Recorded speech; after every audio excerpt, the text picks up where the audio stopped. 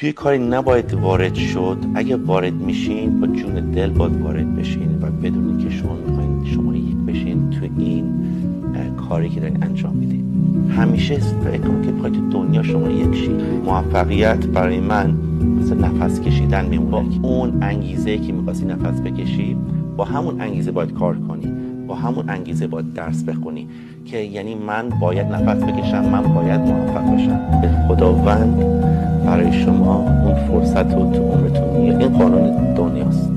عملگراییه که 99% کسانو با کسانی که موفق نمیشن و فرق می‌ندازه بینشون. شما با خدای خودتون خیلی نزدیک باشین.